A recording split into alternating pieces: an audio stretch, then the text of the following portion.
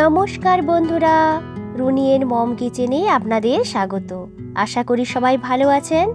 আজ আমি আপনাদের সঙ্গে শেয়ার করব নরম তুলতুলে সুজির পরোটা ও এর সঙ্গে থাকছে চটজলদিভাবে তৈরি হয়ে যাওয়া একটি নিরামিষ আলুর তরকারিও। একঘেয়েমি আটা ময়দার পরোটা খেয়ে যদি আপনারা বোর হয়ে যান, তাহলে এইভাবে সুজির পরোটাগুলো বানিয়ে নিতে পারেন। এইগুলো খেতে এতটাই বেশি নরম হয় যে বাচ্চা থেকে বড় সকলে কিন্তু অনায়াসে এইগুলো খেতে পারবে।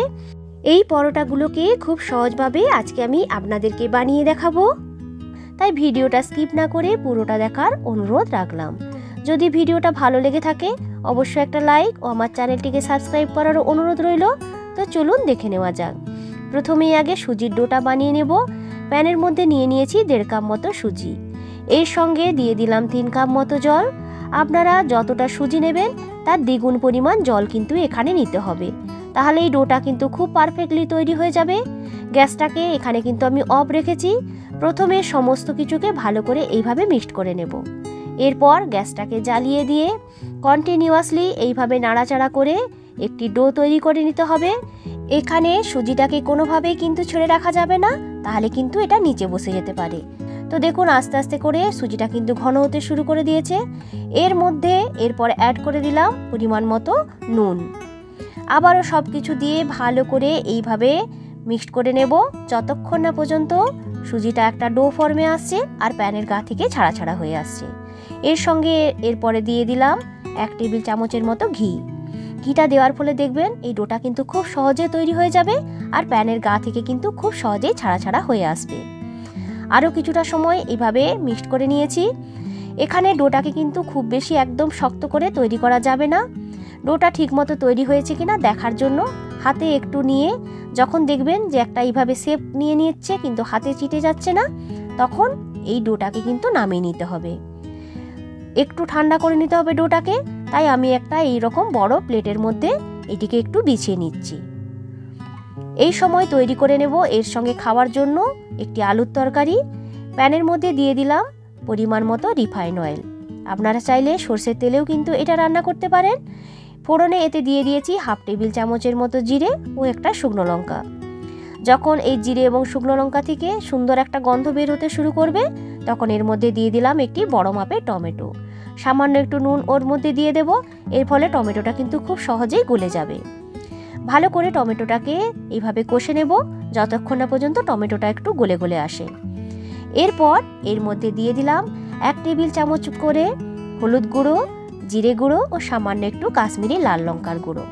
সামান্য একটু জল অ্যাড করে ভালো করে মশলাটিকে কষে নেব যতক্ষণ না পর্যন্ত মশলা চারিদিক থেকে তেলটা একটু ছাড়া ছাড়া হয়ে আসে। তো দেখুন মশলার গা থেকে কিন্তু তেলটা ছাড়তে শুরু করে দিয়েছে। এর মধ্যে দিয়ে দিলাম একটি সেদ্ধ করে রাখা আলু। আলুগুলোকে আমি হাতের সাহায্যে এইভাবে একটু ভেঙে ভেঙে ওই মশলার ভেতরে দিয়ে দেব। ভালো করে মশলার সঙ্গে আলুগুলোকে এইভাবে মিক্সড করে নিয়ে আরও কিছুটা সময় একটু ভেজে নেব। তো দেখুন আলুগুলো কিন্তু খুব সুন্দর মশলার সঙ্গে মিক্সড হয়ে গেছে। এর মধ্যে অ্যাড করে দিলাম পরিমাণ মতো জল। জলের পরিমাণটা আপনারা আপনাদের প্রয়োজন মতো কম বেশি করে নিতে পারেন। এরপরে সমস্ত কিছুকে এইভাবে একটু ভালো করে মিক্সড করে নিতে হবে। ঢেকে রেখে দেব মিনিট 2-এর মতো। যেহেতু আলুগুলো সেদ্ধ আছে তাই খুব বেশি কিন্তু ঢাকা দিয়ে রাখবো না। 2 মিনিট পর ঢাকনাটি খুলে নিয়ে একটু মিক্সড করে নিয়েছি। এরপর এক এক করে দিয়ে দিলাম সামান্য একটু চিনি, একটু লবণ ও ধনেপাতা কুচি। এরপর এর মধ্যে দিয়ে দিলাম 1 টিস্পুনের মতো ভাজা মশলার গুঁড়ো। এখানে গোটা ধনে, জিরে, শুকনো লঙ্কা আর কিছু গরম মশলাকে শুকনো খোলায় ভেজে গুঁড়ো করে নিয়েছিলাম, সেই গুঁড়ো মশলাটাই এখানে দিয়ে দিলাম। আপনারা ভাজা মশলার পরিবর্তে গরম মশলা ব্যবহার করতে পারেন। মিনিট খানেকের মতো ফুটিয়ে নিয়ে তরকারিটিকে নামিয়ে রেখে দেব। দেখুন এই সময় কিন্তু ডোটা বেশ একটু একটু ঠান্ডা হয়ে এসেছে, তবে ডোটাকে কিন্তু খুব বেশি ঠান্ডা করবেন না। এরপর এর মধ্যে দিয়ে দিলাম 1 কাপ মতো ময়দা, তবে ময়দাটাকে কিন্তু আমি একসঙ্গে দেব না। প্রথমে 1/2 কাপ মতো ময়দা দিয়ে এই সুজির ডোটার সঙ্গে ভালো করে এইভাবে মেখে নেব। তো দেখুন ডোটা কিন্তু একটু নরম বলে মনে হয়েছে, তাই আরও 1/2 কাপ মতো ময়দা এর মধ্যে অ্যাড করে দিয়েছি। এখানে আমি টোটাল 1 কাপ মতো ময়দা নিয়েছিলাম। দুটো খেপে এই ময়দাটাকে ওই সুজির ডোটার ভিতরে অ্যাড করে দিয়েছি। এর মধ্যে দিয়ে দিলাম সামান্য একটু ঘি। ঘিটা দেওয়ার ফলে দেখবেন এই সুজির ডোর ভেতরে যে একটা চিটচিটে ভাব থাকে সেটা কিন্তু আর থাকবে না, আর ডোটা কিন্তু খুব স্মুথভাবে তৈরি হয়ে যাবে। ঘি দেওয়ার ফলে ভালো করে এইভাবে ডোটাকে মাখিয়ে নিয়েছি। তো দেখুন ডোটা কিন্তু আমার খুব স্মুথভাবে তৈরি হয়ে গেছে। দেখেই বুঝতে পারছেন যে কতটা স্মুথ হয়েছে এই ডোটা। এই পরোটাগুলোকে বেলে নেওয়ার জন্য সামান্য আটা বা ময়দা ছড়িয়ে দেব।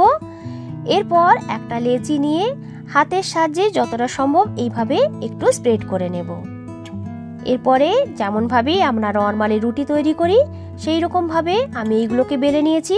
আমি আজ আর এগুলোকে একটু বড় বড় করে আর পাতলা করে তৈরি করেছি। আপনারা চাইলে একটু মোটা করেও কিন্তু এগুলোকে তৈরি করে নিতে পারেন। তো দেখুন কতটা সুন্দর পাতলা করে তৈরি হয়েছে। একটি প্যানকে বসিয়ে দিয়েছিলাম গরম হওয়ার জন্য।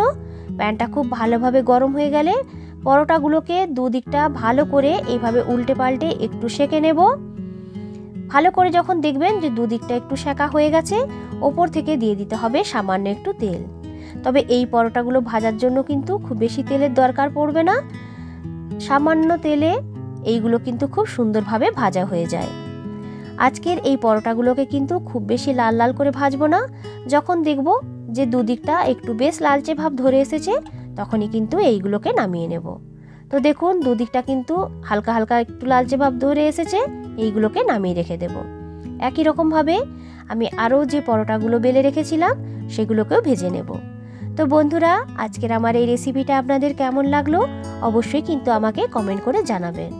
আমার চ্যানেলে যারা নতুন বন্ধু তাদের কাছে অনুরোধ রইল আমার চ্যানেলকে সাবস্ক্রাইব করার জন্য। তো দেখুন একই রকমভাবে আমার আরও একটা ভাজা হয়ে গেছে। এই রকমভাবে সমস্তগুলো কিন্তু আমি ভেজে নিয়েছি। দেখতে হয়েছে কতটা সুন্দর আর কতটা নরম, আর খেতে হয় কিন্তু ততটাই টেস্টি। এই পরোটাগুলোকে আজকে আমি সার্ভ করেছি তৈরি করে রাখা আলুর তরকারির সাথে। আলুর তরকারির সঙ্গে এই পরোটাগুলো খেতে লাগে কিন্তু অসাধারণ। আমি আপনাদেরকে একটা দেখাচ্ছি যে এই পরোটাগুলো হয়েছে কতটা নরম।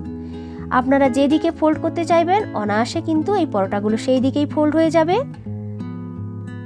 এই রকম ধরনের নিত্য নতুন রেসিপি দেখতে চাইলে আমার চ্যানেলটিকে কিন্তু সাবস্ক্রাইব করতে হবে।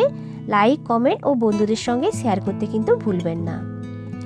আবারও হাজির হব নতুন কোনো দিন নতুন কোনো রেসিপির ভিডিও নিয়ে। ভালো থাকবেন, সুস্থ থাকবেন সবাই। আজকের মতো টাটা।